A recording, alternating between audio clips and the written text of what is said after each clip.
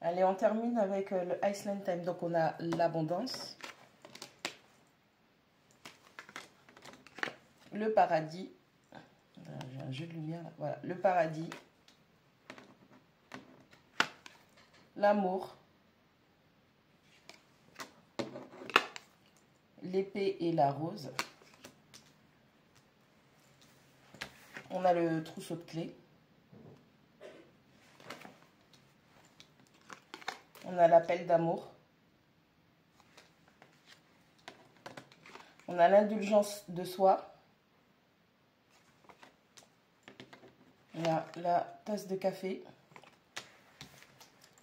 Les choix saints. Le papillon. La passion. Et la compréhension. Ou l'éveil, le réveil. Voilà, donc en gros, vous étiez dans une forme d'abondance, vous aviez rencontré une personne, pour vous, cette personne était une forme de stabilité, ou en tout cas, vous avez travaillé sur votre stabilité, votre abondance, vous êtes mis en expansion, ça veut dire que vous avez ouvert votre esprit, vous étiez ouvert à la joie, au bonheur, en tout cas à apprécier d'être en contact avec une personne. Avec l'abondance, on vous dit que vous avez pendant longtemps pratiqué la gratitude, vous avez maintenu un mindset positif pour manifester des choses. Donc cette personne est arrivée dans votre vie, vous avez pensé que c'était votre personne. Avec l'épée et la rose, pour vous, c'était clair, c'était une évidence, c'était une révélation. Et qu'avec cette personne, eh ben, il fallait travailler la solidarité, la force, l'honneur, la protection, le pouvoir de construire, de créer avec cette personne, ce partenaire, cette partenaire. Bon, il y a une couille dans la soupe. Avec le trousseau de clés, on vous dit que c'est quelqu'un qui avait beaucoup d'options.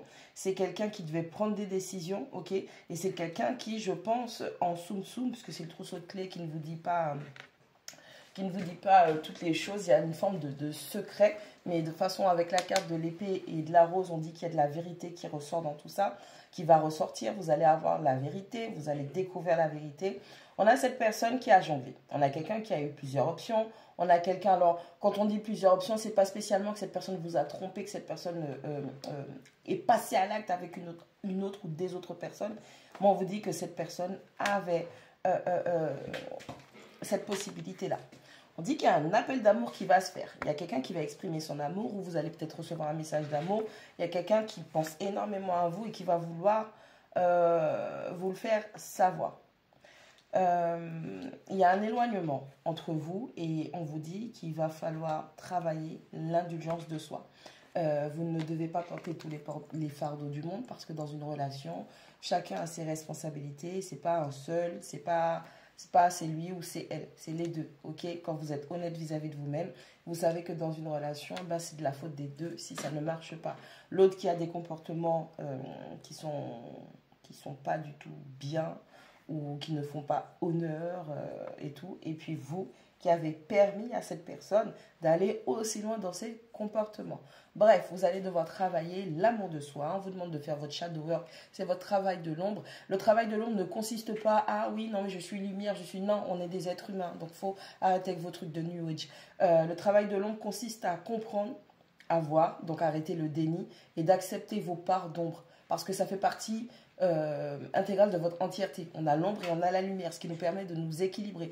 Vous devez être conscient, consciente de vos parts d'ombre pour que vous puissiez transformer les schémas.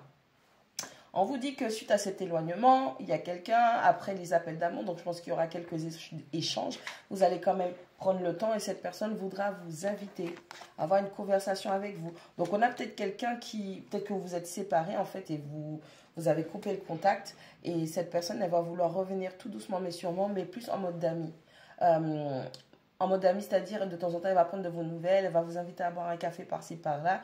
Et on a quelqu'un qui va essayer de recréer le rapprochement pour réinstaurer un lien de confiance entre vous. Parce que je rappelle qu'il y a l'épée et la rose qui nous parlent d'être clair, d'être vrai. D'accord? Et cette personne a énormément de choses à vous dire parce qu'il y a les révélations. On a les choix saints, on a le papillon, la passion et la compréhension, changement soudain. Donc, cette personne, elle a ses propres révélations. Et cette vérité par rapport à ce qu'elle ressent, cet amour, cette passion dévorante qu'elle a pour vous, ou ça peut être vous vis-à-vis de cette personne, c'est clair comme de l'eau de roche. C'est quelque chose qui va choquer tellement que le changement, il va être soudain. C'est comme si la personne, elle va changer du tout au tout. Donc, elle va faire un volte-face, mais cette fois-ci positivement. Et vous, on vous dit que de toutes les façons, vous avez toujours le choix. Gardez votre libre arbitre avec les choix sains et on vous conseille de faire des choix sains dans votre vie en général, dans votre vie sentimentale. N'oubliez pas que pour pouvoir faire des choix sains, il faut être dans l'amour de soi, il faut prendre soin de soi, donc les guérisons de ses blessures, les guérisons, la protection de son enfant intérieur, la libération de cet enfant intérieur, mais aussi apprécier, avoir la joie de vivre, c'est-à-dire seul ou accompagné. Et c'est ça qui va vous permettre de faire le choix le plus adapté pour vous. Mais de toutes les façons, pour moi, vous allez vouloir aussi travailler à la concrétisation de cette relation parce qu'au dos du paquet, on a la flèche de Cupidon qui parle de tomber amoureux. Bon, je pense que tomber amoureux, pour moi, c'est pas le bon terme parce que si tu tombes, ça veut dire qu'il y a des choses qui te tombent dessus et en général, c'est compliqué quand on tombe amoureux, mais par contre, quand on choisit d'être dans l'amour, là, c'est un autre level. Pour moi, l'amour est un choix. C'est pas une conséquence, c'est un choix. On parle de se voir, de se rencontrer, mais il y a encore des hésitations parce que cette personne, lors de ce rapprochement, elle aura encore des doutes à savoir est-ce que vous l'aimez encore ou est-ce qu'il y a possibilité de vous réunir et de vous réconcilier. Ok? N'oubliez pas, vous êtes votre meilleur ami, vous êtes votre parent, vous êtes cet enfant, vous êtes la meilleure chose qui vous soit arrivée sur Terre et l'amour que vous cherchez à avoir des autres ou donner aux autres, vous le déversez d'abord en vous. Ok? Vous le déversez en vous. Avec self-indulgence, les choix sains. Apprenez à vous aimer. Et quand vous serez dans cette relation passionnée, incroyablement généreuse avec vous-même, vous pourrez avoir la même chose puisqu'on attire ce qu'on vibre.